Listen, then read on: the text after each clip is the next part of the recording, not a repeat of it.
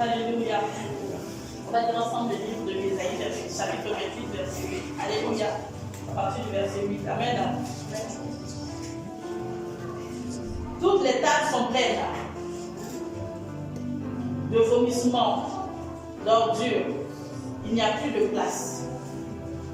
À qui veut-on enseigner la sagesse? À qui veut-on donner des leçons? Est-ce à des enfants qui viennent d'être sevrés? Qui viennent de quitter la mamelle? Car c'est précepte sur précepte, précepte sur précepte, règle sur règle, règle sur règle, un peu ici, un peu là. Amen. Amen. Eh bien, c'est par des hommes aux lèvres balbutiantes et au langage barbare que l'Éternel parlera à ce peuple. C'est par les hommes aux lèvres balbutiantes et au langage barbare que l'Éternel parlera à ce peuple. Bien-aimé, ça t'enseigne, alléluia. L'Éternel a pour moi cette parole ce matin, alléluia. Je confirme ça bien. Toute la semaine, j'avais ce mot balbutiant en moi, mais je ne comprenais pas. Ça revenait. Je confirme ça bien dans le nom de Dieu. Alléluia. Bien-aimé, ne nous comportons pas dans la maison de l'Éternel, mais dans la société, comme des enfants. Parce que quand nous sommes en Christ, nous devenons des fils. Alléluia. Nous ne sommes plus enfants, mais nous sommes fils. Donc, le langage par lequel Dieu utilisera ses prophètes, ses serviteurs, ses prophètes, pour te parler, que tes oreilles ne soient pas dues pour écouter. Amen. On dit que l'Éternel a dit, alléluia. Que cette parole édifie la vie de quelqu'un. Que vous comprenez ce que l'Éternel a vous dit par rapport à son passage. Et que la gloire et la l'Éternel. On va acclamer le Seigneur.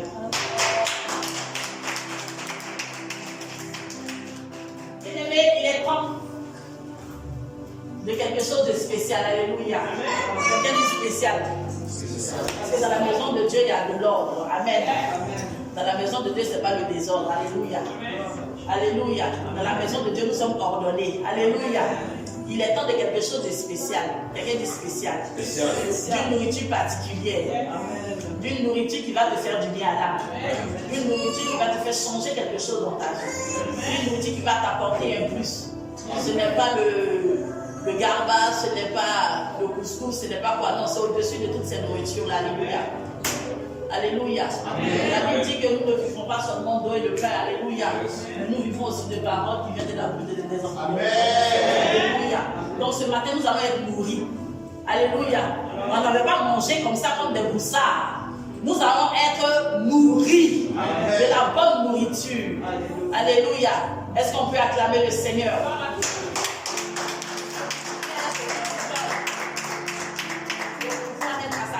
Amen. C'est le temps de la parole. La parole qui nous apporte la vie.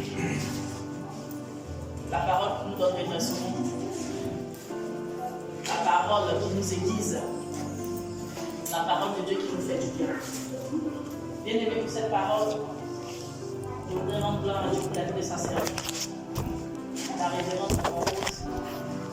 Il a utilisé aujourd'hui pour nous apporter ce pain. Alléluia. Est-ce qu'on peut acclamer le Seigneur?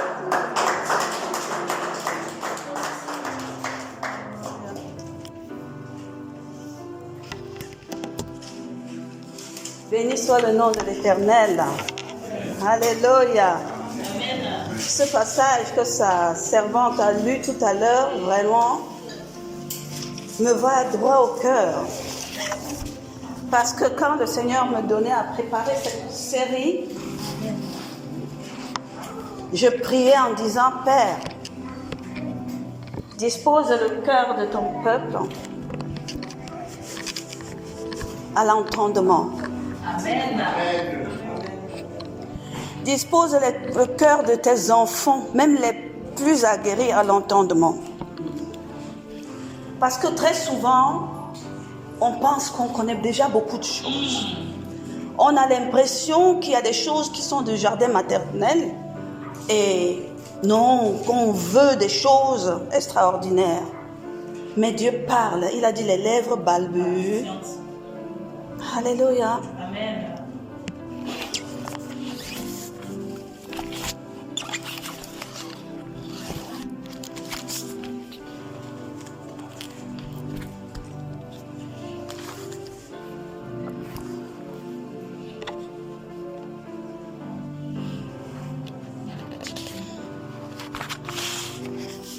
Nous sommes rendus aujourd'hui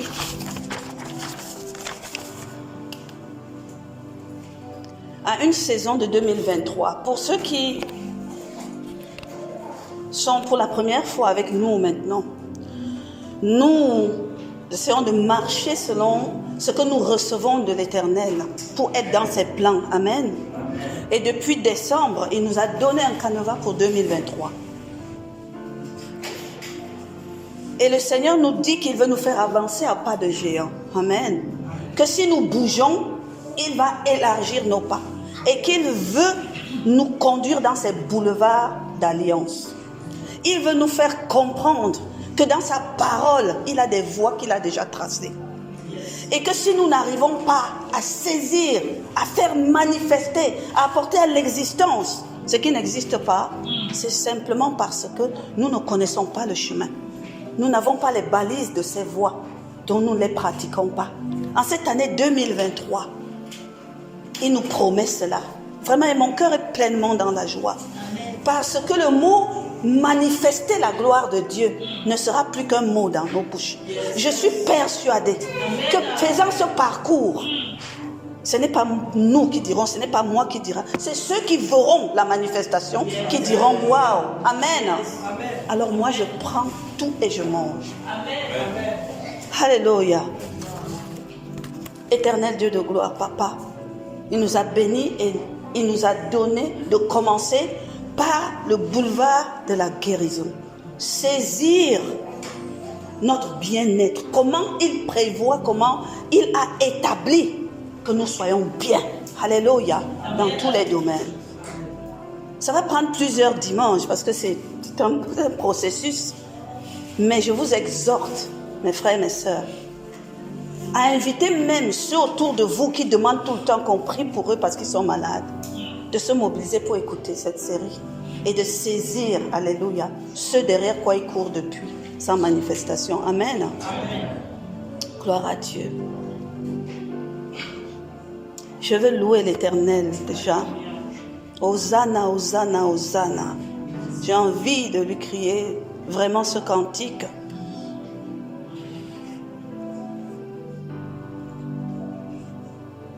Hosanna, Hosanna, adorons le Dieu très haut.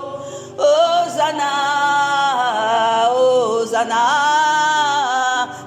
alléluia, Hosanna, Hosanna, Hosanna, Hosanna, adorons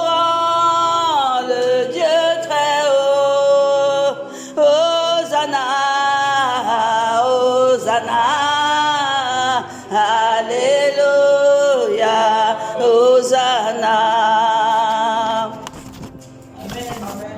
Comme les chérubins et les séraphins, chantons pour le Dieu très haut, prosternés dans sa présence, nous chantons pour toi, Hosanna, Hosanna, Hosanna, Hosanna. Adorons le Dieu très haut, Hosanna, Hosanna, alléluia, Hosanna.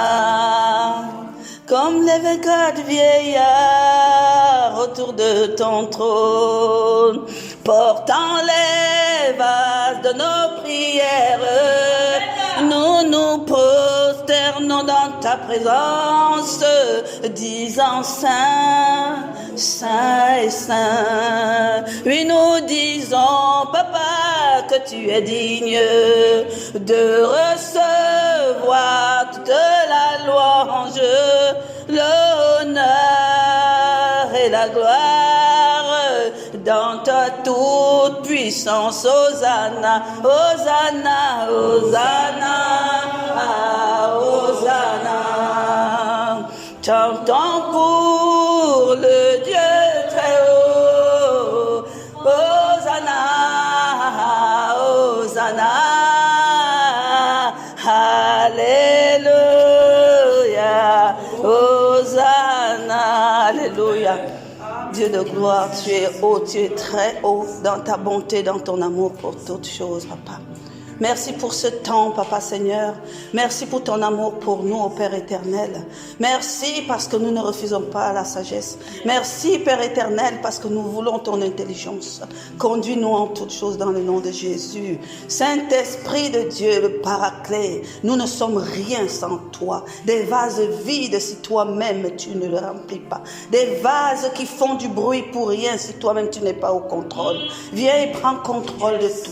Je te soumets toute ma volonté, que tout corps, âme, esprit présent en ce lieu soit soumis à Christ dans le nom puissant de Jésus. Prends le contrôle. Tu m'as fait travailler, comme j'ai l'habitude de dire, toi-même prends et libère à ton peuple. Mets en eux ce que le Père veut dans le nom puissant de Jésus. Je peux rendre grâce et dire vraiment, Père, le désir de mon cœur et mon action de grâce, parce que, Papa, qui suis-je, pour que tu m'utilises, comme dit Pierre, pour répandre l'odeur de ta connaissance. Qu'il en soit ainsi dans le nom puissant de Jésus. Amen. Amen. Glory, glory, glory, glory. Nous allons ouvrir nos Bibles, j'espère que vous les avez. Un enseignement, c'est sur la base de la parole. Amen. Parce que nous parcourons pour découvrir ce que l'Éternel a disposé depuis des siècles. Alléluia. Pour que ça soit notre pain. Pour que ça soit en bénédiction pour nos vies. Amen. La parole de Dieu dit, vous connaîtrez votre Dieu et vous ferez des exploits avec lui. Amen. Vous connaîtrez votre Dieu et vraiment, ça sera qu'un claquement de doigts. Amen. Et pour connaître Dieu, la manière dont il a le plus permis de connaître Dieu, c'est sa parole. Alléluia. Entendez quelqu'un dire, quand tu ouvres la Bible, tu as ouvert ton cœur pour le. Maintenant que l'Esprit de Dieu vienne ouvrir la fenêtre sur les cieux, pour que nous, de là où nous sommes, nous contemplons les cieux. Amen. Saint-Esprit de Dieu, tu nous as entendus. Amen. C'était une prière. Alléluia. Alors, la série que nous allons commencer, le thème général, c'est l'alliance de la guérison. C'est le boulevard de l'alliance de la guérison. Mais dans guérison, c'est tout le reste. Nous comprendrons au fur et à mesure que... Là, nous parlons de guérison parce que c'est ce qui se manifeste le plus les maladies dans nos vies. Mais le Seigneur veut que nous soyons bien de manière générale. Amen. Et le titre, c'est « Dieu veut que tu sois guéri ». Alléluia. Comprendre et apprendre comment marcher victorieusement dans l'alliance divine de la guérison. Amen. Comment le posséder. Vous savez, la plupart du temps, quand on entend autour de nous, que ce soit dans les enseignements, que ce soit des personnes, quand on parle de guérison divine, quand on parle de santé divine, quand on parle de bien-être divin, tout le monde pense au miracle.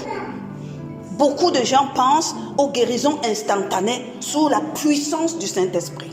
Ce qui est normal. La Bible est peuplée de ça du beurre. Amen. Amen. Ce qui est légitime. Et ça s'appuie sur les dons de guérison, etc.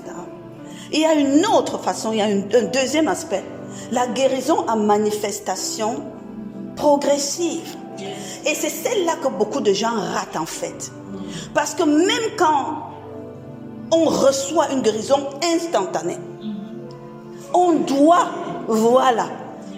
pouvoir la fixer en soi, en adoptant une attitude de guérison progressive. Parce que la plupart des gens qui vont même là où il y a les serviteurs de Dieu, parce que ça rentre dans les ministères d'évangélisation et tout, c'est pour accompagner leurs ministères qui sont des flèches enflammées. Alléluia. Ils reçoivent vraiment. Ils se sentent même bien pour l'instant. Mais comme nous dit la parole, quand tu chasses l'ennemi, il s'en va. Mais comme il revient guetter, il voit la maison balayée. C'est-à-dire le résultat de ce que tu as eu, mais vide. Le vide là, ça veut dire quoi? Vide parce que tu n'as rien mis. Vide parce que tu n'as pas mangé. Vide parce que tu ne retiens pas ça tous les jours. Parce que tu ne le sais pas. Et il appelle le renfort et il revient. Et il s'assoit pour ne plus être délogé si facilement. Amen. Et ça arrive à beaucoup de gens, ça. Donc il est important que l'aspect de la guérison progressive, qui ne nécessite pas, qui se passe entre les cieux et toi, entre Christ et toi, qu'on ait la maîtrise de ça. Parce que c'est le plus, généralement, c'est la plus grande portion des situations. J'ai envie de dire, n'oublions pas que la femme à la perte de sang, avant d'aller au miracle, on dit qu'elle avait parcouru tous les hôpitaux, elle avait cherché toute la guérison, etc. Alléluia. C'est juste pour dire que ce plan de travail aura deux grandes parties. La première partie, nous allons commencer par la guérison à manifestation progressive. Parce que c'est celle-là qu'il faut que nous possédons dans le boulevard de la guérison, dans les plans de Père. Amen. Parce que la guérison instantanée relève d'autres personnes. De Dieu, de son esprit, de Christ et de la main d'un serviteur. 4 intermédiaires. Et toi, à la limite, ce n'est pas que tu es quand même, parce que même Jésus dit, ta foi t'a sauvé, donc il faut quand même que tu fasses quelque chose. Mais, je vais dire, ton action n'est pas, ton implication n'est pas aussi affermie que lorsque tu dois travailler progressivement pour ta guérison. Alléluia. Donc nous commencerons par cette partie de guérison divine, à manifestation progressive. Alléluia.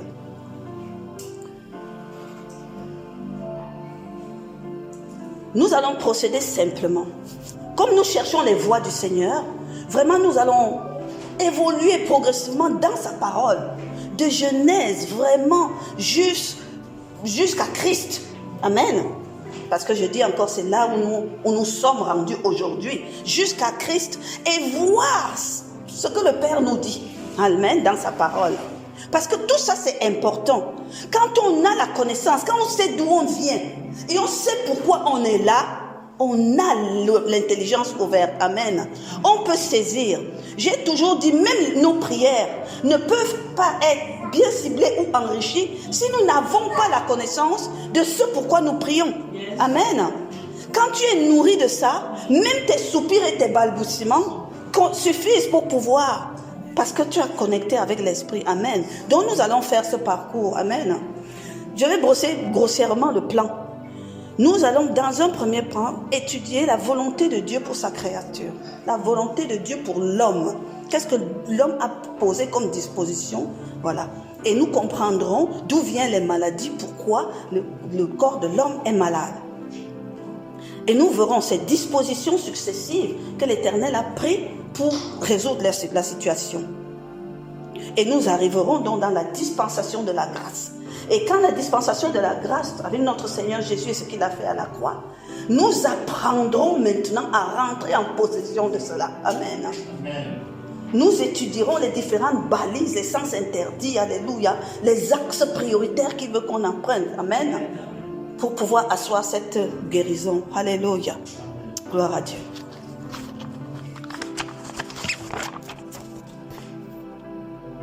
Rentrons dans la volonté de Dieu pour la création.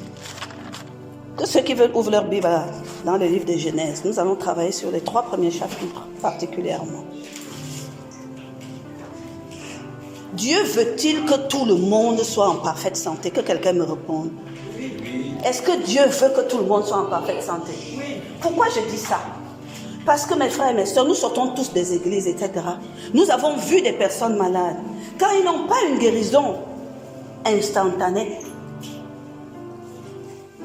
ils vont finir par dire non, tu sais, vraiment, Dieu me met à l'épreuve. Dieu veut que j'ai la foi. Tu sais, c'est par la maladie que j'ai connu Dieu. Donc Dieu veut que je sois malade pour aussi aider ceux qui sont malades. Dieu veut que. Et ils vont te dire, tu vois, la situation de Job. Tu vois, Job, c'est comme ça il a fait et tout. Donc, vraiment, je travaille, ça va prendre gloire à Dieu, etc.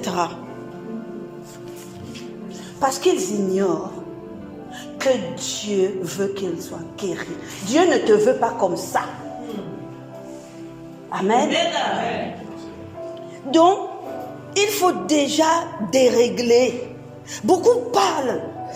Tu as vu, même Paul a dit que Dieu a mis les chardes en lui pour qu'il ne soit pas... Oh, nous allons y arriver, nous aurons l'occasion de voir le cas de Job et de voir d'autres. Parce que c'est tellement ancré dans l'esprit du croyant que c'est un blocage pour recevoir sa guérison. Alléluia. Dieu veut que tu sois en parfaite santé. Amen. Nous parlons d'alliance. C'est important de... Je sais. Nous parlons d'alliance.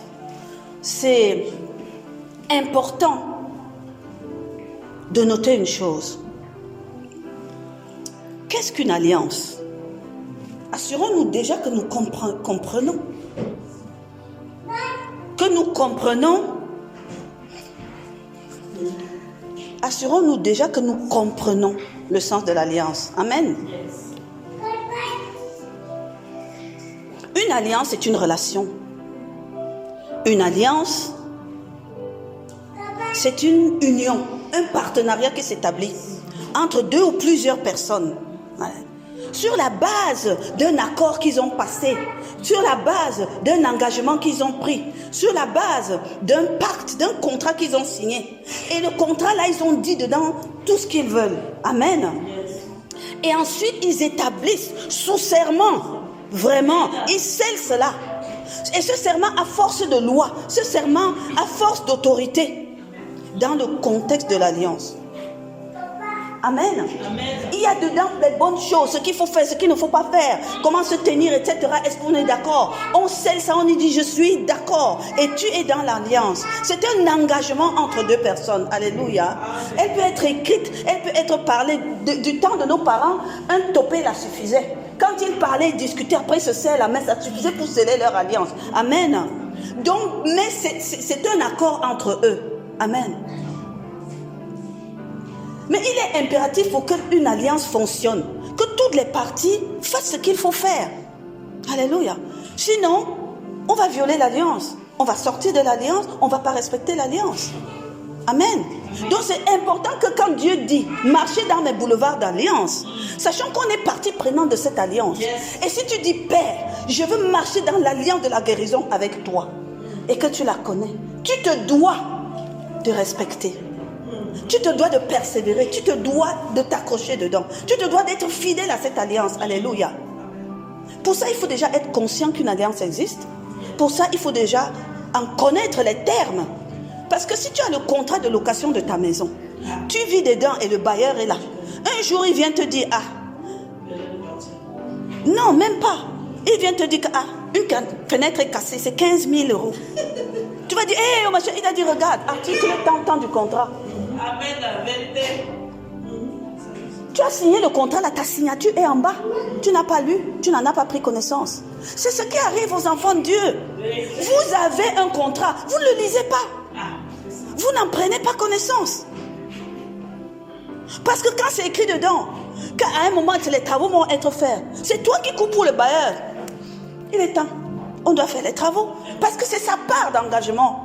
Allez, j'insiste sur cet aspect. Pour que les gens ne pensent... Il y a beaucoup de gens qui pensent que marcher avec Dieu, c'est... Ah, je suis en Christ, je suis en Jésus-Christ. Il va tout faire pour moi. Il a déjà payé à la croix. Ma soeur chantait tout à l'heure. La servante de Dieu chantait tout à l'heure. Il a payé. Il a payé à la croix. Il a tout déposé là-bas. Va prendre. Va prendre. Alléluia. Va prendre. Personne ne t'empêche de prendre. Quelqu'un va essayer de te bloquer le chemin. Mais il ne peut pas t'empêcher de prendre. C'est à toi. Alléluia. Mais les enfants de Dieu restent affamés. Le plat est plein. Parce qu'ils ne veulent pas faire la marche pour arriver au plat. Que quelqu'un dise, ça va finir dans ma vie. Ça va finir dans ma vie. Ça finit dans ma vie. Alléluia. C'est fini là. Amen. Amen. Voilà. Maintenant que nous savons c'est quoi l'alliance, allons la chercher. Amen. Notre Dieu est un Dieu d'alliance. Il dit depuis le commencement, déjà au jardin d'Éden, il a fait une alliance. Il dit à Abraham, j'établirai mon alliance entre toi et moi. Et lui, il dit tout. Maintenant, quand tu dis oui, il a dit, j'établirai mon alliance entre toi et moi. Tu as des alliances aussi. De génération en génération. Moi, je te dis ce que je veux. Et ça sera une alliance perpétuelle. C'est-à-dire, on finit pas avec l'alliance là. Est-ce que tu acceptes Abraham? Je serai ton Dieu et le Dieu de ta postérité. Oh. Si quelqu'un doutait encore qu'il avait quelque chose à faire avec Abraham, qu'aujourd'hui il se repositionne. Amen. Amen, amen, amen. Et qu'ils disent que quand il dit le Dieu d'Abraham, que sa bouche ne tremble pas. Parce que beaucoup de gens, ouais, Israël, ils n'ont pas cru, c'est eux qui ont tué Jésus, et machin, et tout, on ne peut pas me truc. N'eût été Abraham, on n'en serait pas là. Alléluia. Et Abraham, à la résurrection de Christ, c'est le premier à prendre sa place au bon endroit. Et la parole dit que ceux qui étaient morts, c'est-à-dire les apôtres, tous ceux qui ont précédé l'avant-Christ, quand ils sont morts, ils ne sont pas descendus, ils sont entrés dans le sein d'Abraham. Donc quand Abraham est allé reprendre sa first place à côté de Christ dans le royaume, il a les emmenés tous. Et ça, il faut comprendre. Donc les alliances sont puissantes. Ça veut dire que même si tu veux sortir de l'alliance d'Abraham, Dieu dit que c'était à perpétuité. C'était perpétuel.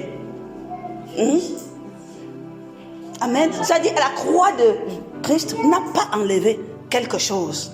C'est venu seulement continuer. Parce que Christ est venu mourir à la croix du calvaire pour nous connecter, nous qui étions des nations, pour nous connecter à la postérité d'Abraham, qui jusqu'à ce moment était en Israël. Amen.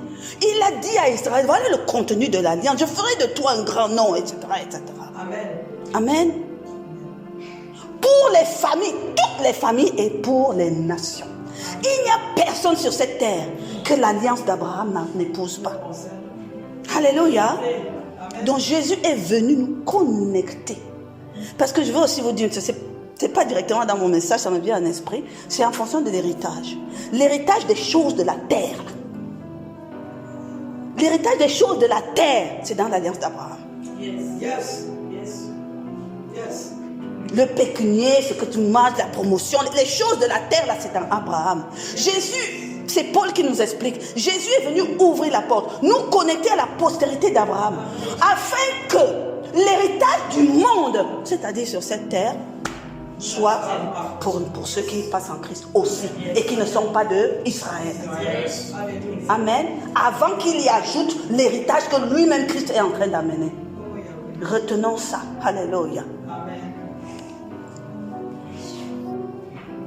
Mais quand il fait des alliances globales comme ça avec tout le monde, ça n'empêche pas qu'au cours de la parole, il fait des alliances avec individuellement.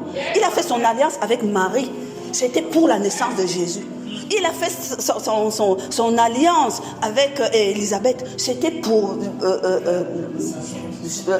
Jean-Baptiste. Amen.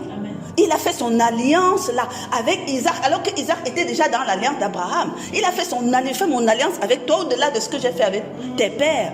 Alléluia. Il fait des alliances particulières. Même quand il fait des grosses alliances comme avec Moïse, qui sont perpétuelles et qui concernent tout le monde.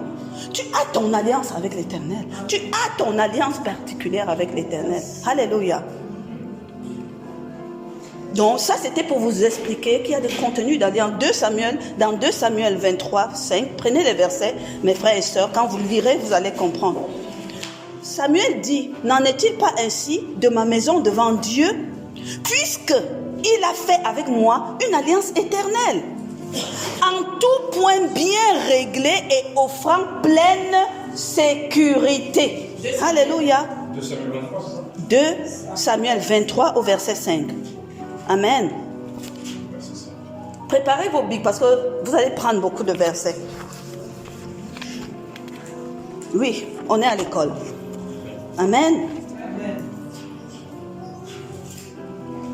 Donc maintenant, répondons à la question.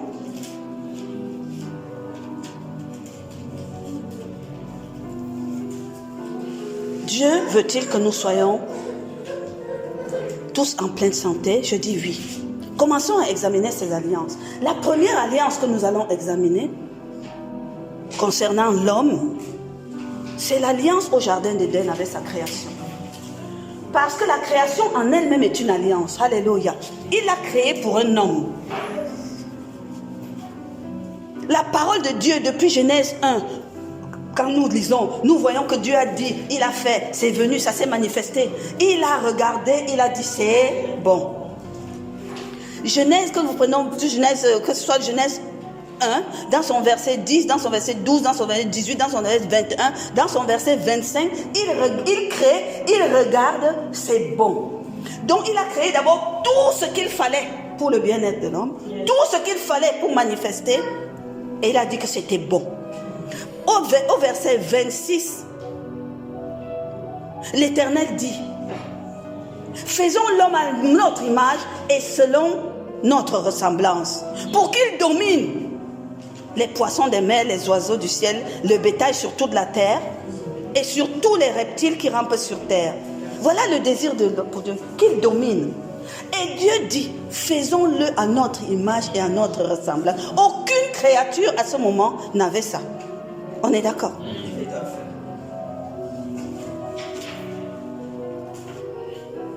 Et quand il a créé l'homme ainsi, il se recula, il regarda, il vit que c'était très bon. Amen. Amen. Quand on entend, Dieu a une bonté particulière. Quand on dit de Dieu qu'il est bon,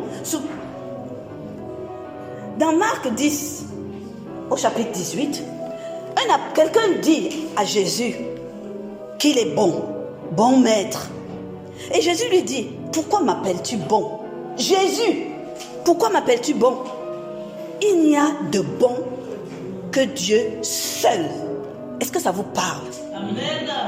Il n'y a de bon que Dieu seul. Ça dit, le bon là, n'entendez pas. Comment dire le bonbon est bon? Et puis c'est un mot qu'on utilise tout le temps. Le taube de l'Éternel. Ça signifie autre chose. Quand l'Éternel dit que c'est bon,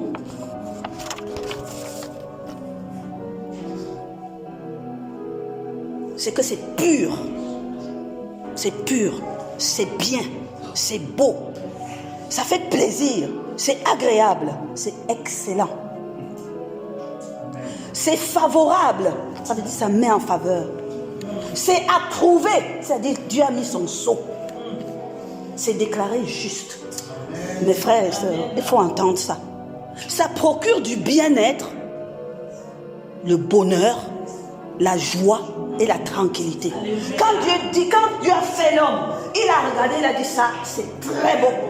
Yes. Et on dit que la bonté de Dieu dure éternellement. Ça veut dire que l'homme qu'il a fabriqué là, et tout ce qu'il a fabriqué là, c'était pour l'éternité. On est d'accord? Et c'était excellent. Est-ce qu'il y a des maladies? Ce qui est malade est excellent. Non. Est-ce qu'il y a un défaut est excellent? Non. Ça veut dire que la créature de Dieu, celle qu'il veut voir, celle avec qui il veut collaborer, est excellent. Alléluia. Depuis le commencement. Il n'y a personne qui a flatté Dieu pour ça. Ça, c'est de son bon vouloir. Il a appelé son conseil. Il a dit, on va faire quelque chose.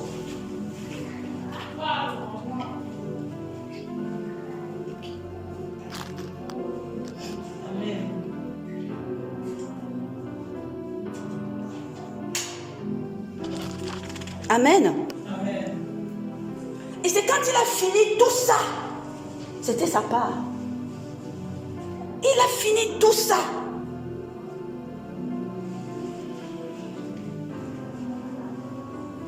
Il a dit, je vais faire une alliance avec ma créature. Alléluia. Dans toute la terre qu'il avait créée, qui était déjà bien, il a dit, je vais même créer un autre endroit, un coin. Comme s'il mettait une maison et puis là, tu viens, tu trouves ta chambre équipée. Il a créé un jardin.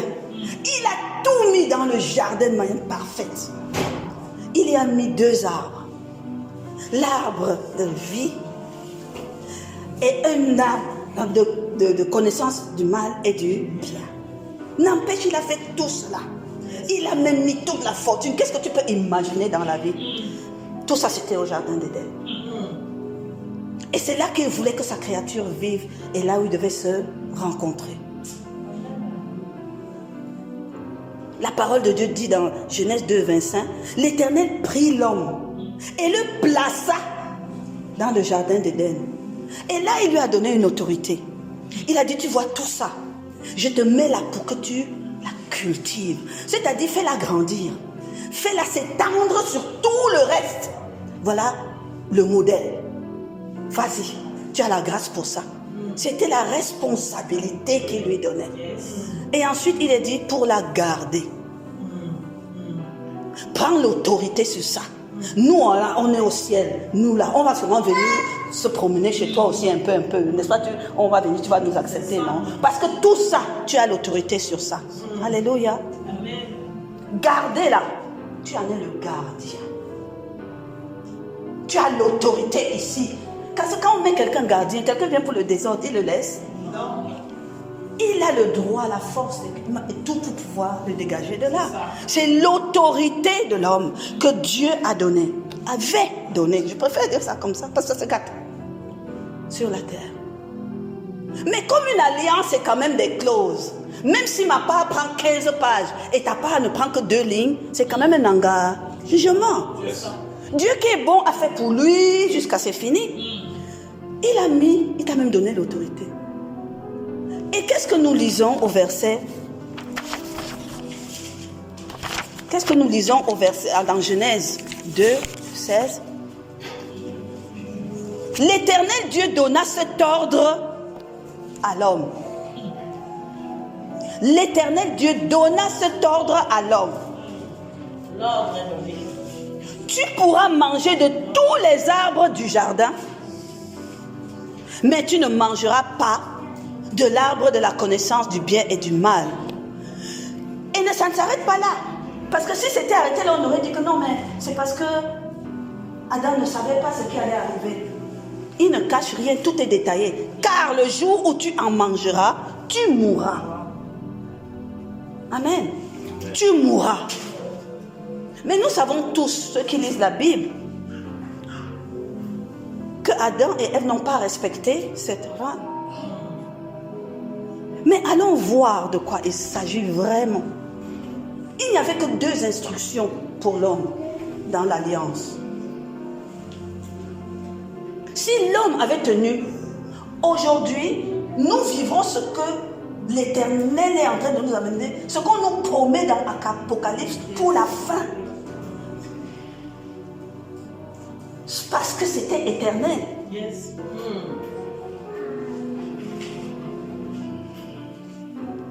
Mais Adam et Ève n'ont pas respecté. Quand tu ne respectes pas un terme d'alliance, Yes. tu violes l'alliance est cassée. Je vous ai expliqué tout à l'heure qu'une alliance doit être respectée pour que ça fonctionne. Comprenons ce qui s'est passé.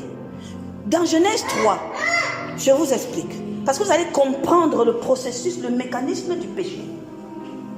Amen. Et le mécanisme qui conduit à la mort.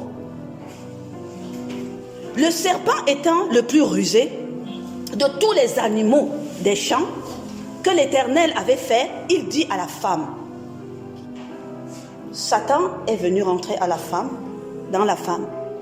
Dieu va-t-il réellement dire, on ne va pas lire tout le verset, je vais lire les parties. Dieu a-t-il réellement dit que ça, c'est la tentation? Parce que la tentation, c'est une proposition qu'on te fait. On vient faire un deal avec toi. On te propose quelque chose, que ce soit sur flatterie ou machin et tout. Peu importe. Chacun vient, quand vous êtes en deal, chacun apporte son argumentation. Satan a apporté son argumentation et l'a tenté. Dieu vous a-t-il réellement dit que... Alors, parce que Ève lui a dit, oui, Dieu nous a dit que nous pourrons manger de tous les arbres, mais nous ne mangerons pas l'arbre de la connaissance. Mais, et que si nous mangeons cet arbre de la connaissance du bien et du mal, nous allons mourir. Satan revient. Alors le serpent dit à la femme, vous ne mourrez point. Ça, c'est déjà un mensonge. Parce que Dieu a dit, vous mourrez. Donc, quand tu viens dire, vous ne mourrez pas, tu mens. Vérité. Amen. Mensonge. Mais Dieu sait que le jour où vous en mangerez, vos yeux s'ouvriront et que vous serez comme des dieux, connaissant le bien et le mal. C'est la tromperie. Vous serez comme des dieux. C'est lui qui vient d'ajouter ça. Dans la proposition de Père, il n'y avait pas que vous serez comme moi. Il a dit, vous mourrez.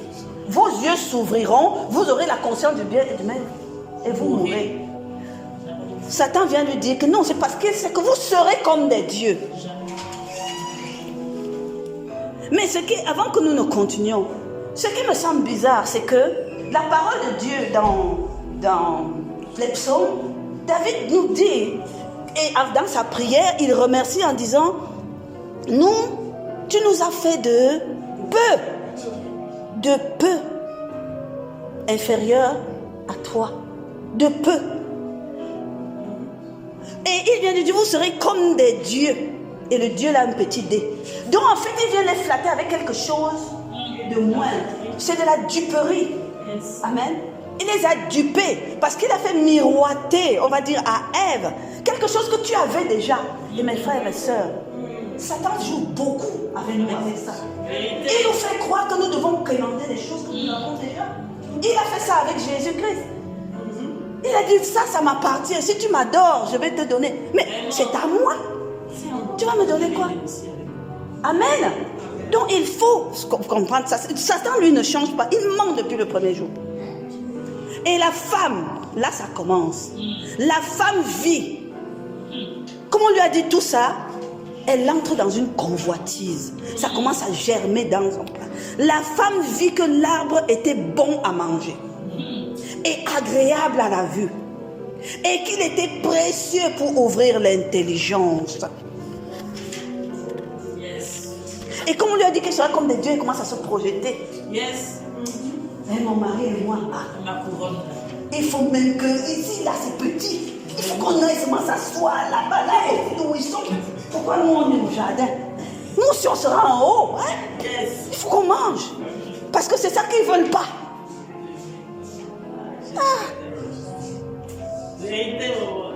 Ève, est-ce que tu sais que c'est ça qui a fait chasser Satan des cieux?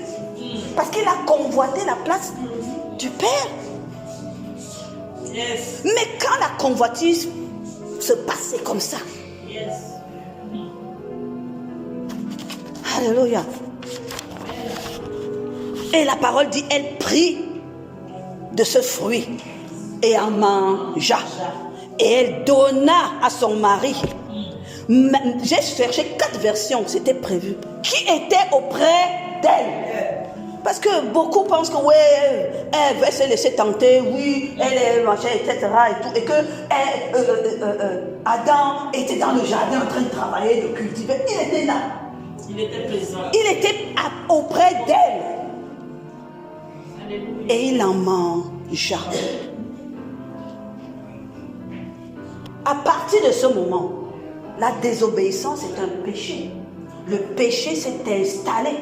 Alléluia.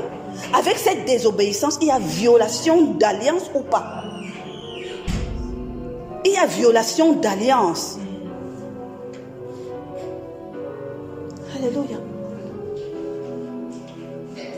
Paul nous explique, et on va comprendre que le péché consommé, une fois que tu as consommé le péché, surtout les choses qu'on mange là, c'est même plus dangereux. Mais quand tu as consommé le péché, parce que même la parole, ce qu'on dit, ce que tu proclames, c'est des choses à manger. Amen.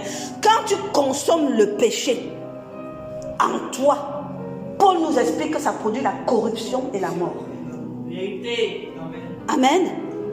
Parce que le péché dépose une semence en toi qui va produire des fruits, flotte comme ça. Amen. Qui vont corrompre ton être et te conduire à la mort.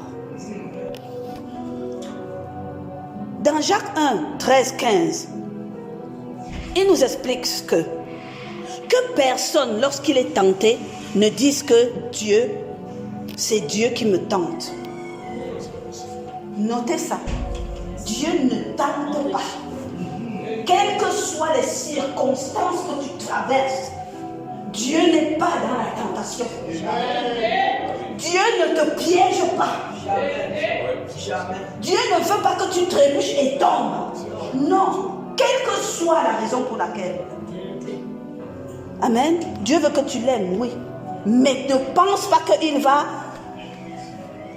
utiliser des méthodes là pour te contraindre à l'aimer. Non. Jacques dit que personne, lorsqu'il est tenté, ne dise c'est Dieu qui me tente. Car Dieu ne peut être tenté par le mal. Et il ne tente lui-même personne. Amen. Mais chacun est tenté quand il est attiré et amorcé par sa propre convoitise. Yes. Ta convoitise, si tu tombes dans un piège, c'est qu'il y a quelque chose qui t'a attiré là-dedans, que ton cœur a voulu. Amen. Et il continue, il dit, puis la convoitise là, lorsqu'elle a conçu, enfante le péché. Parce que c'est la convoitise là, lorsqu'elle a déjà mûri dans ton ventre, t'amène à poser l'acte. C'est ça. Amène poser l'acte non conseillé, l'acte interdit, l'acte, c'est le péché. Parce qu'on dit que le péché, c'est commettre un acte qui te fait manquer le but, qui t'éloigne de Dieu, qui te déconnecte de l'éternel. Amen. Et une fois le péché consommé, ça produit la mort. Amen. Et dans 2 Pierre, il dit, dans 2 Pierre 1,4, il nous explique comment on va dans la nouvelle nature. Et il dit, lesquels nous assurent de sa part le plus grande et plus précieuse promesse, afin que par elle, nous devenions participants de la nature divine, en fuyant la corruption qui existe dans le monde par la convoitise.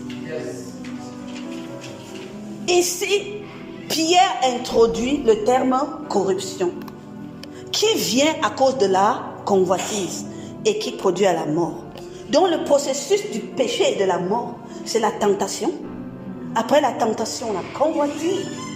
Après la convoitise, le péché. Après le péché, la corruption. Et après la corruption, la mort.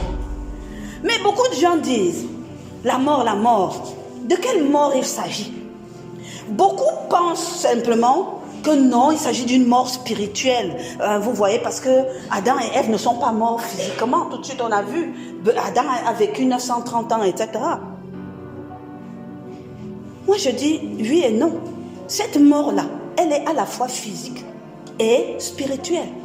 Parce que, mes frères et sœurs, nous allons voir la dimension de spiritualité, nous allons voir la dimension de physique. La mort spirituelle était instantanée. Quand tu violes une alliance, les conséquences du viol de l'alliance se mettent en place tout de suite. Dieu a dit, vous mangez, vous mourrez. Amen. Donc tout de suite, dans vous mangez, vous mourrez, beaucoup de choses se sont déclenchées dans leur vie. Beaucoup. Nous savons que celui qui a péché est du diable. Il n'est pas de Dieu. Le péché n'est pas de Dieu. Et ce qui est du diable ne peut être de Dieu. Amen. Parce que Dieu lui-même dit qu'il n'y a pas de part. Tu ne peux pas servir 2 maîtres. Tu le sers ou tu me sers. Il n'y a pas de moyenne mesure. Donc, si tu pêches et que tu es parti, avec le temps, tu pars. Parce que ce qui se passe, c'est qu'en cédant à la tentation et en mangeant du fruit pour désobéir à Dieu, Adam cède son autorité à Satan. Adam a cédé son autorité à Satan et désormais, Satan est devenu son maître. Que quelqu'un comprenne ça. Satan est devenu son maître. Mais Satan, comme il ne crée rien, il n'est pas devenu son propriétaire. Dieu est resté le propriétaire de la terre et de... Mais Adam a eu un nouveau maître, puisqu'on ne peut pas servir deux maîtres. Comme tu as choisi d'aller avec lui, je me retire d'abord. Amen. Yes. Jésus-Christ nous dit dans Jean 14:30 que le prince de ce monde est en train de venir. Car le prince de ce monde vient. Mais il précise, il n'a rien en moi. Lui et moi, c'est deux. Yes. Amen. Donc il faut que nous sachions ça. Le péché nous éloigne et nous déconnecte. Et ça a éloigné et déconnecté. Spirituellement, c'était déjà le premier effet. Deuxièmement, Dieu a dit, faisons l'homme à notre image et à la ressemblance. Ok, certains disent, nous on n'a jamais vu Dieu, physiquement. Et Jésus dit, si tu m'as vu Dieu. Mais nous savons que Dieu est esprit. Et que ceux qui viennent à lui, ceux qui l'adorent, doivent venir en esprit et en vérité. Donc on ne peut pas dire que c'était en physionomie qu'il avait l'image et la ressemblance de Dieu. Yes. Ce que Dieu transmet quand il dit à Elohim, faisons-le, c'est la nature divine. C'est la nature de Christ qu'il est en train de transmettre à Adam. C'est-à-dire que vraiment qu'il soit dans la complétude des choses qui sont de nous. Amen. Mais en péchant, il a perdu cette nature. Parce que regardons son attitude. À peine avoir péché, les yeux s'ouvraient et virent qu'ils étaient nus. Qu'est-ce qu'il fait? Ils ont couru pour se cacher. Depuis là, ils étaient avec Dieu, ils se cachaient. Non. Non. Ils courent pour se cacher. Et ensuite, quand Dieu vient les chercher, ils ont dit, ils ont eu peur. Ils ont eu honte. Amen. Ils se sont dissimulés. Et quand lui a demandé, Adam, pourquoi tu as fait ça? Il a dit, la femme que tu m'as donnée là, c'est elle qui m'a donné. Il est devenu accusateur. Irresponsable. C'est la nature divine, ça. Non. Donc vous comprenez qu'il avait perdu la nature divine. Amen. Parce que Romains 3:23 nous explique encore. Car tous ont péché et sont privés de la gloire de Dieu. Quand tu es pécheur, tu es privé de la gloire de Dieu. Amen. Et maintenant, ils meurent. Ils ont perdu l'éternité. Ils ont perdu l'éternité. Parce que dans Genèse 3, au verset 22, l'Éternel Dieu dit, voici, l'homme est devenu comme nous, il a convoqué son conseil pour la connaissance du bien et du mal. Empêchons-le maintenant d'avancer sa main pour prendre de l'arbre de vie et d'en manger et de vivre éternellement. Qu'est-ce que Dieu lui avait supprimé? L'éternité. L'homme était parti pour ne jamais mourir. Dieu a dit, enfermons, sortons-le d'ici et fermons le jardin d'Éden. Parce que Cupide qui ont mis son de vie va encore partir prendre l'arbre de vie. Non, c'est pas possible. Ce n'est pas pour Satan. Et dès lors, l'humain a commencé à avoir une vie raccourcie. Parce qu'on a beau me dire, il n'est pas mort tout de suite. Il est mort à 930 ans. Je vais dire, 930 ans, c'est quoi par rapport à l'éternité? C'est vrai. Il est devenu mortel. Bien sûr. Amen. Ils sont devenus des êtres mortels alors qu'il était élu à l'éternité. Amen. Donc la mort spirituelle, c'est ces choses-là. Maintenant, voyons la mort physique. On me dit qu'ils ne sont pas morts physiquement. Je dis ils sont morts physiquement. Amen. Ils sont morts physiquement. Parce que quand on nous explique le péché, on nous parle que quand tu pêches, c'est la corruption qui se met en toi. Et la suite de la corruption, c'est la mort. C'est quoi la corruption? Vraiment? C'est quoi la corruption? Quand on parle de corruption, c'est un état de perversion. Ce qui te corrompt, te pervertit. Déformation, périssement, souillure, ruine, dommage qui crée, distorsion, dysfonctionnement, dérèglement, désordre, altération, décomposition, dégradation, putréfaction. Tout ça pour expliquer un mot, la corruption. Donc imaginez une corruption dans votre corps. On dit que ça va dysfonctionner le corps, ça va dérégler le corps, ça va tordre le corps, ça va faire pourrir le corps. Et j'en passe, tout ce que vous avez entendu là. Ça modifie le système de ce corps, alors qu'il était harmonieux et parfait dès l'origine. Amen. Quand vous êtes malade et vous allez à l'hôpital, on dit non, c'est ton foie qui est déréglé. C'est tes hormones qui ont fait ceci. Tu commences à avoir l'arthrose. C'est quoi ça? C'est pas la déformation? Yes. Quand nous parcourons les maladies, vous verrez qu'ils trouvent leur part. Quand tu as un abcès intérieur qui est recrudescent, qui est pourri, c'est la putréfaction. La corruption amène tout ça dans le corps. Amen. C'est de là que viennent nos maladies. Alléluia. C'est de là. Cette corruption-là est entrée en nous et ont rendu l'être humain susceptible aux maladies. Au bon gré de son maître, puisqu'il est devenu le maître de ce corps. Toi, je vais tordre par là. Toi, c'est par ici. Toi, c'est là. Il fait comme il veut de ce corps qui est. Tant qu'il est ton maître, il fera ça. Parce que le corps humain est devenu imparfait. Amen.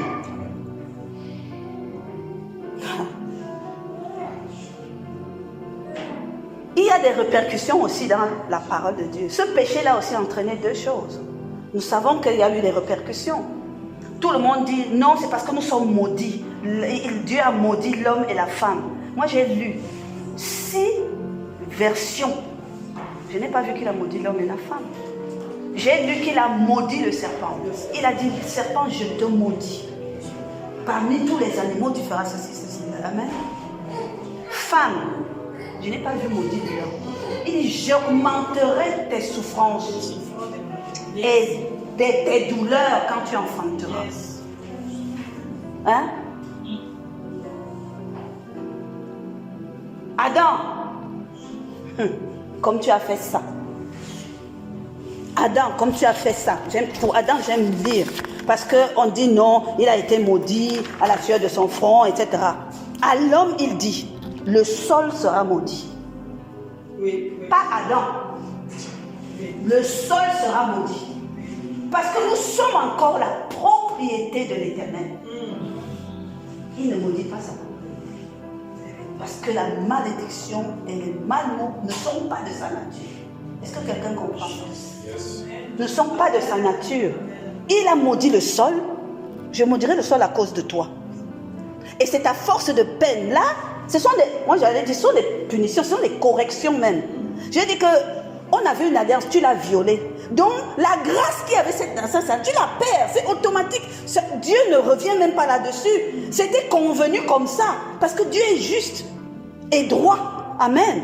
Et dit, à force de peine, tu en tireras ta nourriture tous les jours de ta vie. Il te produira des épines et des ronces. Et Dieu l'informe seulement. Tu mangeras de l'herbe des champs. Dieu informe parce que le nouveau maître que tu as, il n'est pas comme moi. Il te fera manger les ronces. C'est à la sueur de ton visage que tu mangeras du pain. Jusqu'à ce que tu retournes dans la terre, d'où tu as été pris. car tu es poussière et tu retourneras à poussière. Alléluia. C'est pour ça que même en Jésus-Christ, nous devons travailler pour manger. Yes. Amen. Vraiment, en conclusion, le corps était doté d'un système de fonctionnement que le péché est venu corrompre. Moi, j'ai ceci pour vous, pour qu'on se mette d'accord sur d'où viennent les maladies. Et que le Père ne peut pas porter une maladie, mettre sur le corps de quelqu'un pour qu'il l'aime, pour qu'il le cherche. Non. D'ailleurs, Dieu ne force pas l'amour. Il t'a donné le sien. Et il dit, si tu veux ce qui est en moi, viens à moi. Amen. Donc, en définitive, Adam et Ève ont perdu l'autorité sur toute la terre. Ils ont perdu la domination. Ils ont perdu la nature divine. Ils ont perdu l'éternité. Ils ont perdu la perfection de leur corps. Ils ont perdu la responsabilité de cultiver sans peine et de moissonner abondamment. Mais par conséquence, ce qu'ils ont reçu, c'est la soumission à Satan. Ils ont eu un nouveau maître. Ils ont eu une nature corrompue. Ils ont eu la mortalité. Ils sont devenus imparfaits. Et maintenant, cultiver la haie est devenu un labeur douloureux. Dans la peine, dans les épines et dans les ronces. Voilà ce avec quoi Adam et Ève sortent du jardin d'Éden. Mais comme Dieu est bon, amen. Parce que l'Éternel, non, c'est dans les évangiles qu'il nous est dit, des gens disent que nous connaissons tous, le voleur ne vient que pour voler, tuer, détruire. Il ne vient que pour faire ça. Et nous voyons dans la vie d'Adam que depuis le commencement, il avait déjà fait ça. Exactement. L'Éternel, Dieu, il chassa du jardin d'Éden. Et il lui dit, va cultiver la terre. Va cultiver la terre. Et j'ai remarqué dans ce verset qu'il n'y a plus cultiver la terre et garde-la. Va cultiver. Parce que le gardiennage, là, moi j'ai enlevé. L'autorité, là, il n'y a plus. Amen. Il n'y a plus. Va cultiver avec les ronces et les épines. C'est ainsi qu'il chassa Adam et Ève du jardin d'Éden. Et sachant la nature qui était celle du diable, voleur comme il était, il a envoyé 2 anges fermer la porte du jardin d'Éden. Que voilà la terre, le reste de la terre là, va. Mais ici là, ne passe même plus. Oublie. Alléluia. J'ai envie de dire que c'est dans ce jardin d'Éden que le Seigneur veut nous ramener.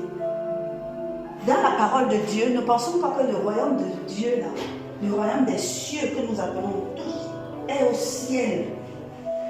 Il a dit qu'il mettra son pied sur le Seigneur des Oliviers. Il mettra son pied dans cette délimitation-là que le Seigneur avait faite. Amen. Il réouvrira même spirituellement le jardin d'Éden pour les enfants. Parce que ce qu'il avait prévu au jardin d'Éden, c'était merveilleux. Amen. Et c'est ça que notre Dieu veut vivre. Amen. Mais Dieu est bon. Parce que Adam et Ève restent sa créature. Il a un plan. C'est de son cœur qu'est venu le désir de créer le monde. Et de créer une créature particulière. Amen. Donc il ne va pas laisser juste faire comme ça. Il ne va pas l'abandonner à son sort. Parce que Dieu est comme ça. Dans toutes les situations, il essaie de nous rattraper. Amen. Et là, on va voir que le Seigneur commence à mettre des dispositions. Ça va prendre du temps.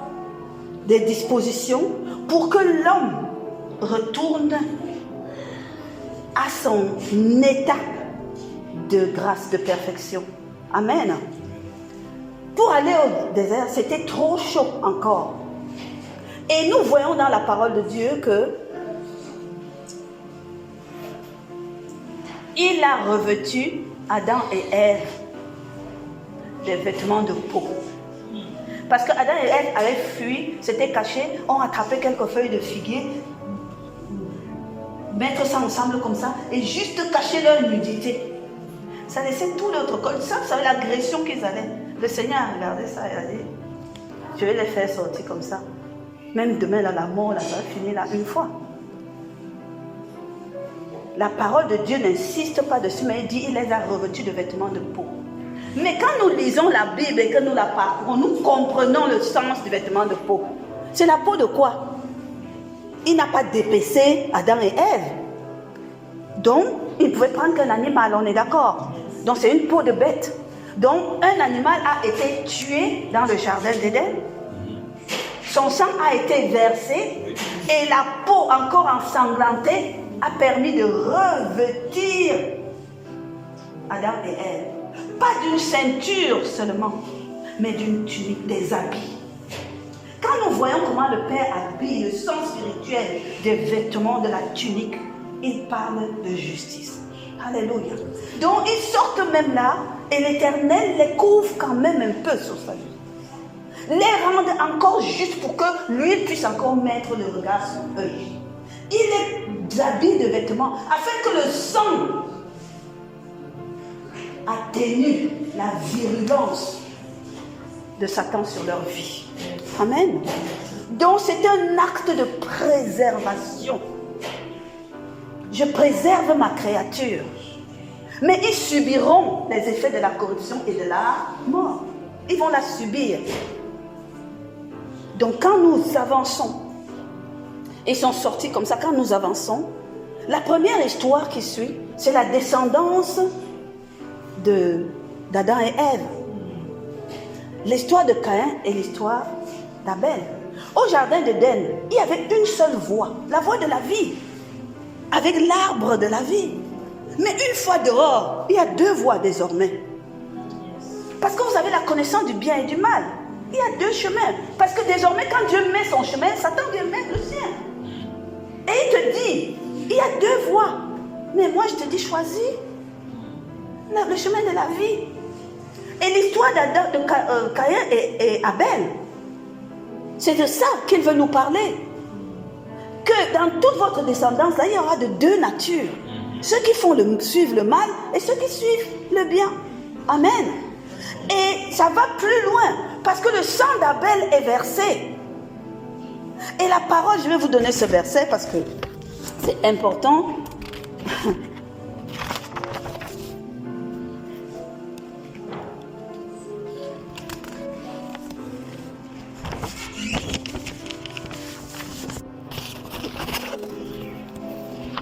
Dans Abel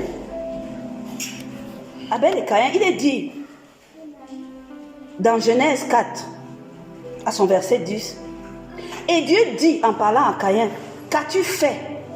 La voix du sang de ton frère crie de la terre jusqu'à moi.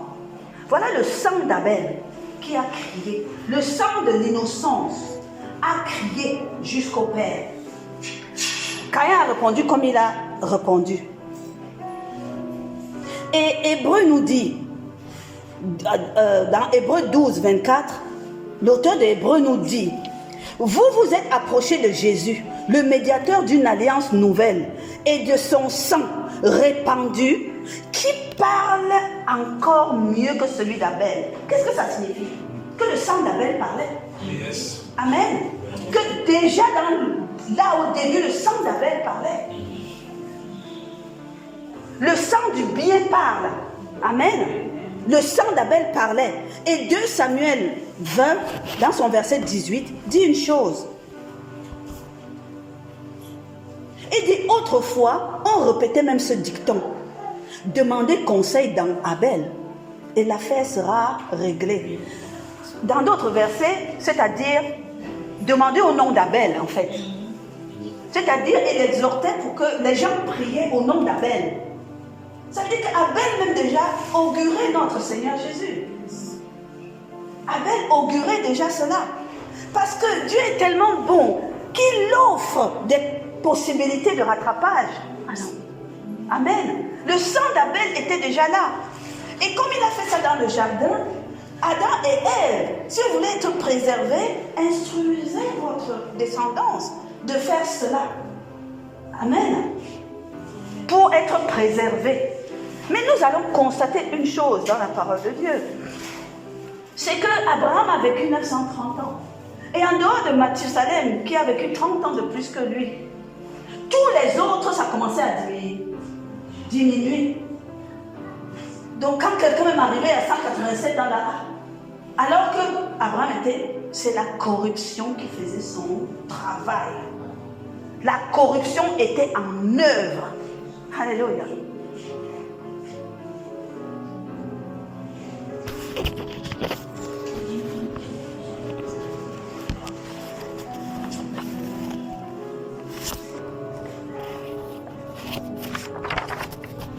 Quand moi j'ai lu ça avec le sang d'Abel qui parle, j'ai dit aïe aïe aïe aïe. Oh my God. Abel est mort. La voix du bien s'est éteinte.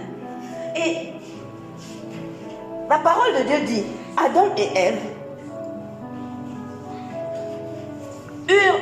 Adam connut Ève et ils eurent un enfant. Ce qui me plaît, c'est que dans Genèse 4, ça vient avant 25, c'est Ève qui parle. On dit Adam connut encore sa femme. Elle enfanta un fils et elle l'appela du nom de Seth. Car, dit-elle, Dieu m'a donné un autre fils à la place de Abel, que Caïn a tué. Dans Genèse 5, plus tard, Adam, âgé de 130 ans, engendra un fils à sa ressemblance, selon son image, et lui donna le nom de Seth. La maman a appelé le nom de Seth. Et le père a donné le nom de Seth. Alléluia. La mère a agi prophétiquement. Amen. La grâce qui était dans la vie d'Abel, la maman a appelé que cette grâce vienne dans la vie de cet enfant qu'elle portait. Et il l'a rattaché à Abel. Amen. Il l'a appelé Seth. Car la parole nous dit, Dieu m'a donné un autre fils en remplacement de Abel. Amen. Le nom Seth, c'est le lien, le rattachement. Mais elle l'a appelé dans ses prières, elle l'a appelé prophétiquement. Et plus tard, quand il fallait la cérémonie, quand il fallait donner un nom, baptiser l'enfant, baptiser c'est nous qui disons, donner un nom, nommer un enfant. Elle a susurré, sans doute à Adam. Ou Adam a demandé, bon, on va l'appeler comment? Parce que vous voyez une chose dans la Bible. Quand tu fais un programme avec Dieu, comme Marie, et dit tu l'appelleras, c'est Dieu qui donne le nom. Élisabeth, tu l'appelleras. Ainsi de suite. Mais le processus là où Adam et Ève étaient, c'était le blackout avec Dieu. Donc, débrouillardise. Mais elle n'a pas oublié. Alléluia. Elle n'a pas oublié de là où elle venait, même si on regarde encore à la maison. Alléluia. Et elle a dit appelle-le Seth. Et Abraham donna le nom de Seth à cet enfant. Adam donna le nom de Seth à cet enfant. Mais dans ce verset de Genèse 5.3, il est dit quelque chose qui est important. Adam, âgé de 130 ans, engendra un fils. Ce fils qui devait assurer sa continuité. Et la parole nous dit qu'il engendra un fils à sa ressemblance, selon son image. Ça veut dire quoi? À sa ressemblance et à son image. C'est pour nous préciser, parce que ça peut sembler pas important. Mais ça veut dire que comme il n'avait plus l'image de Dieu et la ressemblance de Dieu, tu vas le faire à ton image et à ta ressemblance. Puisque la ressemblance, l'image de Dieu et l'image, il n'est plus dedans. Donc quand on est dans le monde et qu'on est dans le péché, on n'est pas à la ressemblance de Dieu. Quand on lit ce verset, ça nous concerne plus. On est à l'image et à la ressemblance de Adam. Jusqu'à ce que tu passes en Christ. Alléluia. Jusqu'à ce que tu rentres dans la grâce. Parce qu'en rentrant dans la grâce, tu es réengendré. Amen. Engendré de nouveau. Tu changes de filiation. Amen. Adam n'est plus ton père. Yes. Christ Amen. Amen, amen, amen. En Christ, tu changes de filiation. Yes. Parce que ce qui va suivre suit la prospérité, ça descend comme ça de génération en génération. Jusqu'à ce que, dans une de ces dispositions, Dieu a suscité la grâce de Christ. C'est en rentrant dans la grâce de Christ que nous changeons de filiation. Et en changeant de filiation, nous brisons le lien avec notre ancienne filiation. Et nous coupons ces liens. Alléluia. Oh, gloire. Et que nous pouvons dire qu'en Christ, nous revenons à l'image du Père et à sa ressemblance. Pas avant, pas autrement.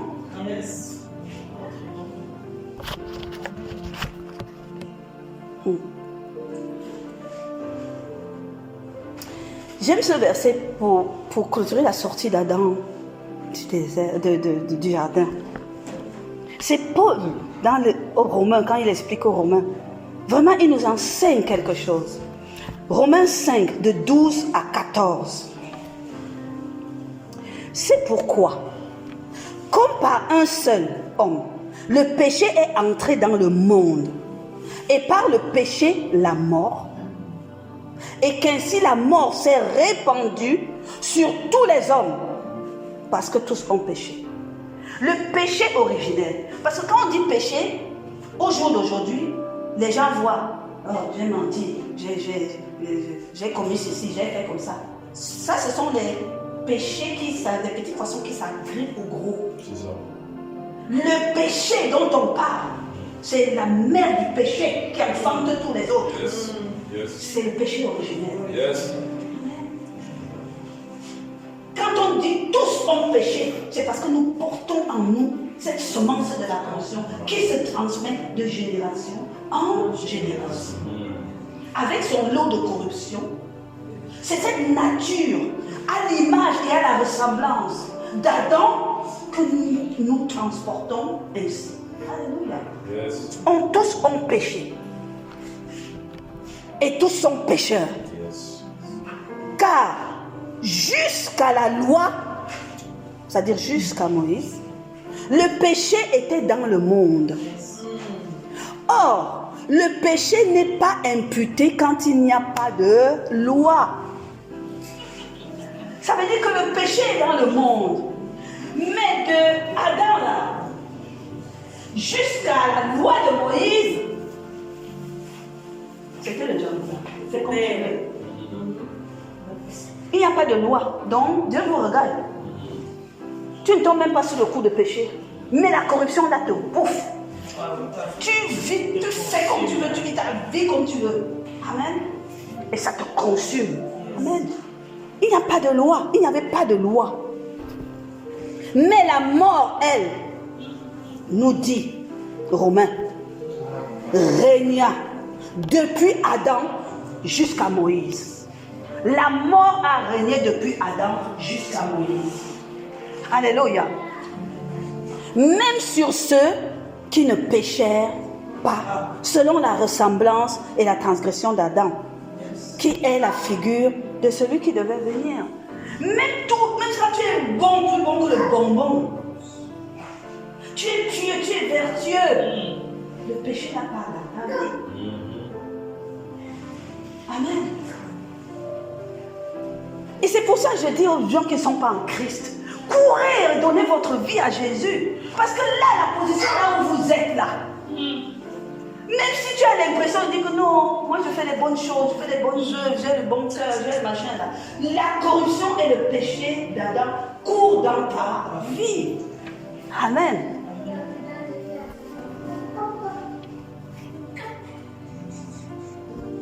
Et accomplit son lot de corruption.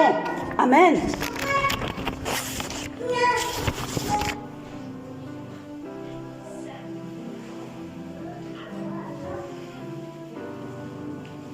Et nous verrons pourquoi Adam dit de Adam à Moïse. Alléluia. Parce qu'à ce moment-là, Dieu a fait quelque chose. Dieu a dit, trop c'est trop. Dieu a dit trop c'est trop 2 fois. Il a laissé couler, il a laissé faire, il a laissé. Et dans sa deuxième dispensation, il a tout détruit. Tellement la corruption avait fait. La descendance de Seth, la descendance de Point, la descendance de Point. On arrive au 8e, Noé. Mais ce qui est intéressant et ce qui m'a plu, c'est que dans Genèse, tout commence avec les mecs. Oh, mes parents, semez des choses dans la vie de vos enfants. C'est tellement particulier. C'est vrai, c'est l'Esprit de Dieu qui insuffle ça. Mais quand on est en Christ, qu'on prenne l'habitude de le faire. Ou alors la douleur était tellement forte, c'est-à-dire les conditions de vie étaient tellement compliquées, qu'au 7e, c'est-à-dire Lémec, qui est le père de Noé, la parole nous dit que Lémec, âgé de 182 ans, engendra un fils. Il lui donna le nom de Noé en disant ceci. Amen. Celui-ci nous consolera de nos fatigues et du travail pénible de nos mains. Il en avait marre. Il n'en pouvait plus. Provenant de cette terre maudite par l'Éternel. Provenant de cette terre maudite. Nous, on vit comme ça, vraiment dans la dureté, etc. Ce fils, il va changer quelque chose. Il nous amènera la consolation. Alléluia. Vous voyez la destinée de Noé, plantée dans la vie de Noé, par la bouche de son père. Mais consoler, la consolation, quand je vais regarder, ça parle d'être rempli de pitié, d'avoir compassion, de regretter, de réconforter. Mais un mot m'a surpris dedans. Se repentir. Se repentir. Donc quand il dit que c'est le Fils qui leur apportera la consolation, c'est celui qui va arranger les choses avec le Seigneur. C'est celui qui va arranger les choses avec Dieu. C'est celui qui va porter notre repentance. Parce que là, ce qui arrive là, nous-mêmes aujourd'hui, on voit vraiment que ce n'était pas bien ce que notre grand-père là a fait au jardin. Nous, on veut venir devant toi pour dire que pardon. Et nous, on est déjà vieux, ce fils-ci, qui est encore tout bébé, lui n'a même pas encore goûté, lui portera la consolation. Alléluia. Donc vous comprenez que la vie, la Bible nous dit, quand vous lisez vraiment dans Genèse 6, à partir de Genèse 6, quand vous lisez, vous voyez que les choses étaient dures, la corruption avait pris le monde, même Noé, quand il grandissait, la Bible dit qu'il était juste, il était intègre, il marchait dans les voies du Seigneur. Alléluia. Au milieu de cette corruption agissante. Amen. Et l'Éternel a vu. Mais je suis presque sûre, vraiment, que quand on dit qu'il était pieux et quand on dit qu'il était juste, qu'il était intègre, tous les jours il regardait Dieu. Et il était plein de compassion pour son peuple. Il était plein de compassion pour ce qu'il voyait. Plus il grandissait, plus il regardait ça de ses yeux. Et il était devant la face de l'Éternel pour dire, oh mon Dieu. Aie pitié de nous. Amen. Il s'est repenti lui-même pour son peuple. Alléluia. Il s'est repenti devant l'Éternel pour ce que le peuple subissait.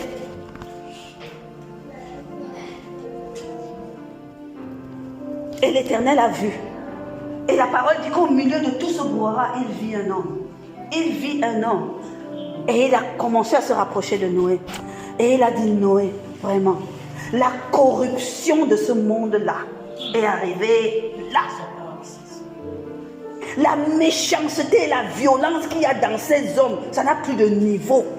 Là où même maintenant, leur corruption les conduit, même avec les anges, c'est-à-dire les anges de Satan viennent déjà, ça conduit ma création. Il a dit, plus personne, il n'y avait pas un seul qui était encore dans les voies de Dieu. Pas un seul. Et il a vu en Noé quelqu'un qui, lui au moins, il a dit j'exterminerai. J'exterminerai et je détruirai tout ça.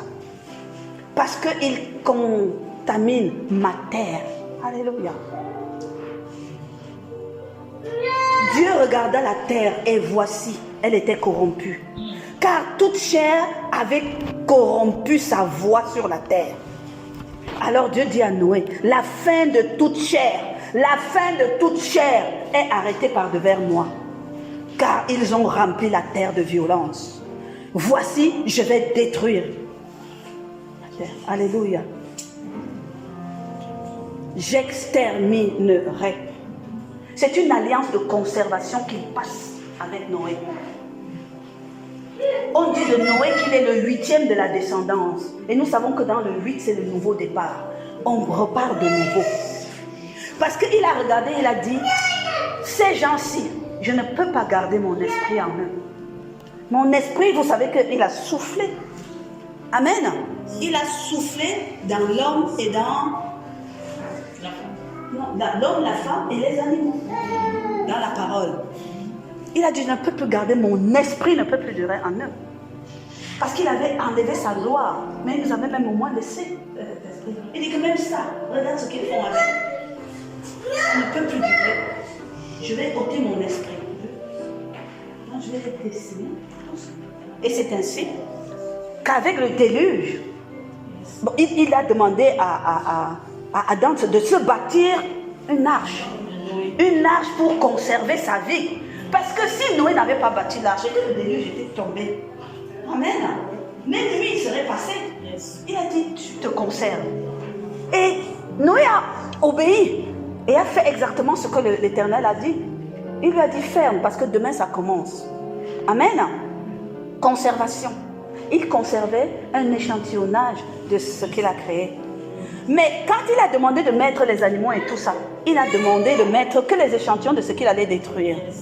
Ce qui courait sur la terre. Cette terre qui avait été souillée. Parce que ces hommes-là ne vivaient pas dans l'eau. Tout ce qui vivait dans l'eau a été gardé. Amen. Et il a fait tomber le déluge pour détruire les hommes et les animaux. Et c'est l'image. Parce que c'est la terre en fait qu'il voulait réassainir. Et c'est le déluge et l'image vraiment du baptême.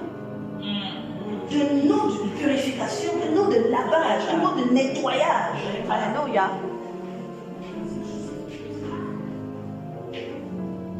Le problème, c'est que quand il fait rentrer Noé, enfin le problème, non. Constatons que quand il fait rentrer Noé dans l'arche avec sa femme et ses 3 enfants, et les échantillons des animaux et de la nourriture pour ta femme, quand Noé sort, il fait l'alliance avec Noé en disant, c'est l'alliance d'arc-en-ciel, je ne détruirai plus le monde, je vais faire avec désormais. Je vais faire désormais avec. Mais seulement, Noé qui est entré dedans, il avait la nature de qui? Et ses enfants, ils étaient seulement sur le privilège de Dieu, mais ils avaient la même nature. Donc, Dieu a dit, je recommence avec ça. Et vous remarquerez, en lisant la parole de Dieu, que Dieu observait de loin. Ils ont recommencé à bâtir le monde. Cette alliance de peuplement, ils ont recommencé à faire des enfants, les enfants ont fait des enfants, les enfants ont fait des enfants, les enfants... Et chacun se faisait comme à la limite il voulait. Certains avaient l'histoire où on avait un Dieu, il y avait Adam, il y avait ceci, etc. Il y en avait même qui disaient, mais on dit qu'il est au ciel, il est où? Ils ont même construit la tour de Babel pour aller regarder tout ça. Dieu est, la parole dit que Dieu sait tu. Dieu sait tu. De temps en temps, il voyait un là, qui était vraiment plus pieux que les autres. Les Herbert, tout ça. La parole dit qu'ils ont marché avec Dieu dans leur vie, moment. Mais il s'est tu jusqu'à ce qu'il se choisisse un homme, Abraham, pour recommencer une alliance avec lui. Alléluia. Gloire à Dieu. Ça, c'était la deuxième dispensation. Béni soit l'Éternel. Amen.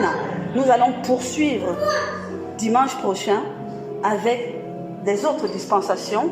Vraiment, nous allons comprendre la profondeur de l'agneau immolé.